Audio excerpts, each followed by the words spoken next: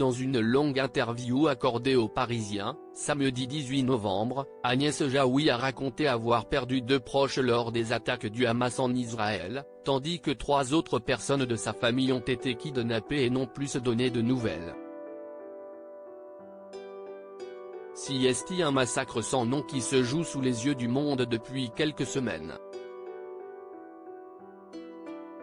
Le 7 octobre dernier, le conflit qui oppose Israël et la Palestine a pris un tournant sanglant après que le Hamas, organisation palestinienne classée comme terroriste, a lancé plusieurs roquettes depuis la bande de Gaza. Les attaques ont fait plusieurs milliers de morts et de blessés, notamment beaucoup de jeunes, aussi bien du côté des Israéliens que des Palestiniens. Depuis, le débat pro-Israël ou pro-Palestine fait rage, et de nombreuses personnalités françaises se sont exprimées en faveur du pays de Benyamin Netanyahou. Gérard Darmon le premier qui, en soutenant Israël a perdu plus de 2000 followers sur les réseaux sociaux, mais aussi Elise Moon qui s'est dit horrifié de ce qu'il se passe au Proche-Orient, tandis que d'autres comme Mouloud Achour ont préféré garder le silence sur ce massacre. Certains, à l'instar de Karim Benzema ou d'Eric Cantona se sont rangés du côté de l'ensemble des victimes de Gaza, peu importe leur origine.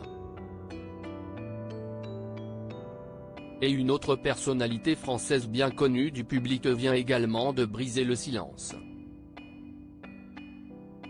Un état de vulnérabilité que je n'avais jamais connu. Longuement interviewée par Le Parisien, samedi 18 novembre, Agnès Jaoui a raconté avoir perdu des proches cousins du côté de son père, une adolescente de 13 ans, prénommée Noyade Anne ainsi que sa grand-mère âgée de 80 ans ont été tués.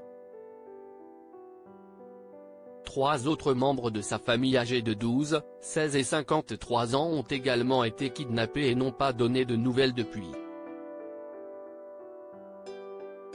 L'actrice a ainsi confié, « On a appris que les corps de la grand-mère Carmela et sa petite-fille Noya avaient été retrouvés à l'entrée de Gaza, grâce à un drone qui a permis de les identifier. On est toujours sans nouvelles d'Ofé, Erez, et Sar. Si une partie de sa famille vit toujours sur place, dans un kibboutz à la frontière de Gaza, l'ex-compagne de Jean-Pierre Bacri s'est dit être dans un état de vulnérabilité et de tristesse infinie qu'elle n'avait jamais connu. Consciente que les Israéliens et les Palestiniens souffrent, elle a appelé à la paix, les Palestiniens eux aussi meurent et leurs maisons sont détruites, je le sais, et j'en suis profondément meurtri, et pour l'instant nous sommes tous et toutes perdants, mais je ne veux pas laisser la haine l'emporter, et c'est justement le sens de cette marche ce dimanche.